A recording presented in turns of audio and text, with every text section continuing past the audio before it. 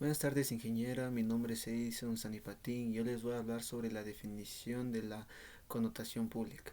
Bien, pues la connotación pública es la forma en que la mayoría de las personas percibe o entienden a una persona, palabra, acción o situación, según sus creencias, sentimientos y experiencias.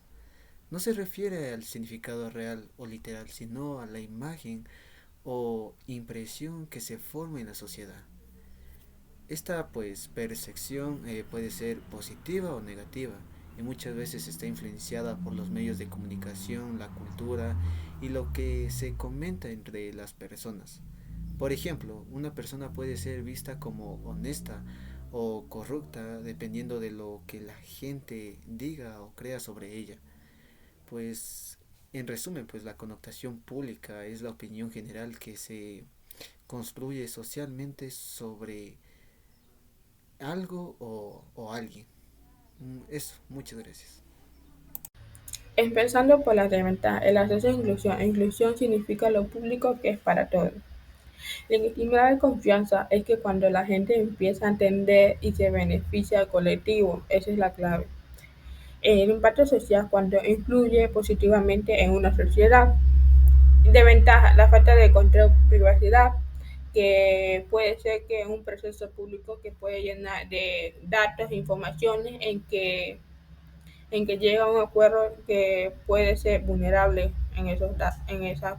esa posición.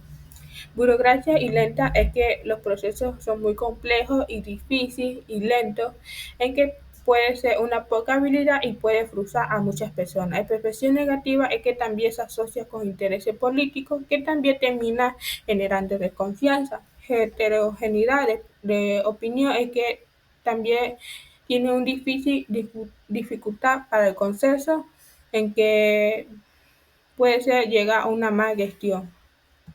Soy Nicolás Zurita y el día de hoy les voy a hablar un poco de las bases legales que tuvo el paro de 2019, el cual surgió como respuesta al decreto 883 emitido el 1 de octubre del mismo año por el gobierno de Lenín Moreno. Este decreto mencionaba la eliminación de los subsidios a los combustibles existente hace más de 40 años, lo que provocó un aumento muy drástico e inmediato en el precio de estos.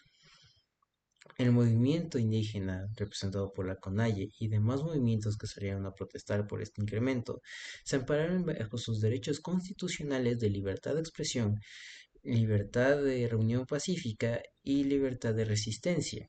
El derecho a la resistencia está amparado en el artículo 66 de la Constitución.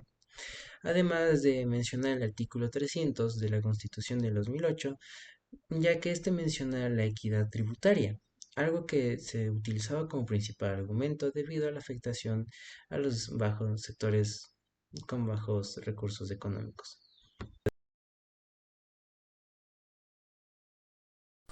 El paro nacional de octubre del 2019 fue una serie de protestas masivas que ocurrieron en el Ecuador.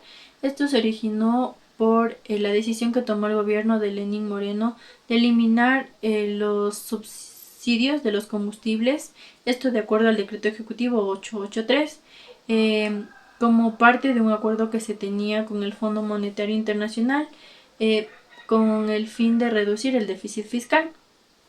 Esto trajo consigo la alza de precios de la gasolina extra y del diésel, y esto afectó directamente a las comunidades indígenas, agricultores y transportistas.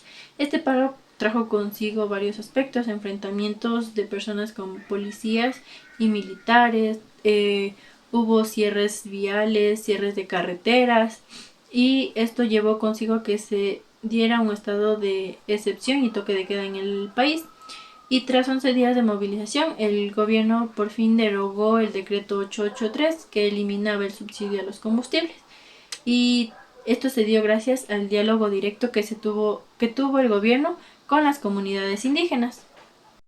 Una de las leyes más polémicas en la historia reciente del Ecuador fue la Ley Orgánica de Comunicación, que se aprobó en el 2013 durante el periodo de gobierno de Rafael Correa. Esta ley se presentó como una herramienta para democratizar la comunicación y garantizar los derechos, pero también fue criticada por limitar la libertad de expresión. La ley creó el organismo como el organismo de la Supercom, que fue la Superintendencia de Información y Comunicación, con la capacidad de sancionar los medios periodistas por linchamiento mediático o publicar contenidos no verificados. Tras años de críticas en el 2018 y el 2022, la ley fue reformada, se eliminaron las sanciones y se disolvió la Supercom para proteger mejor la libertad de prensa. Sin embargo, sigue vigente el debate de si está bien equilibrar la responsabilidad de los medios respecto a los derechos ciudadanos. Como una reflexión, podemos decir que esta ley nos mostró cómo puede usarse tanto para garantizar derechos como para ejercer presión política, dependiendo de su implementación. Bueno, mi nombre es Nelson Gandino. A continuación les hablaré sobre un caso clave de política fiscal que sucedió en Ecuador en 2021, el cual es la reforma tributaria de 2021, que fue impulsada por el expresidente Guillermo Lasso en un contexto de crisis económica y compromisos con el Fondo Monetario Internacional. Principalmente, esta ley incluyó tres medidas: un impuesto temporal al patrimonio de personas con más de $1.000.000, la reducción de deducciones personales en el impuesto a la renta, y una amnistía tributaria para quienes tenían deudas con el SRI. Lo más polémico de esta reforma fue su aprobación por el Ministerio de la Ley, sin votación en asamblea, lo que generó críticas por su falta de legitimidad democrática. Aunque se mejoró la recaudación fiscal, también provocó malestar social y fue una de las causas del paro nacional de junio de 2022.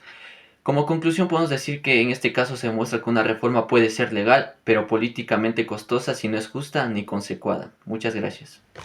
Bueno, mi nombre es Nelson Gandino. A continuación les hablaré sobre un caso clave de política fiscal. En base a la información proporcionada anteriormente, podemos entender que el sistema ecuatoriano hace más caso a la fuerza que al diálogo. Unos ejemplos de estos son el decreto 883, el cual se llegó a la derogación del mismo mediante la fuerte presión de la CONAIE y grupos de protestas masivos. La reforma tributaria del 2021, la cual afectaba mucho a los sectores vulnerables, y la ley de comunicación, la cual excluía prácticamente la libertad de expresión. Podemos entender, en base a estas situaciones, que prácticamente nuestro rol dentro de la democracia ecuatoriana es la de tomar acción como un agente de cambio, el cual promueva la participación ciudadana y la defensa de los derechos humanos.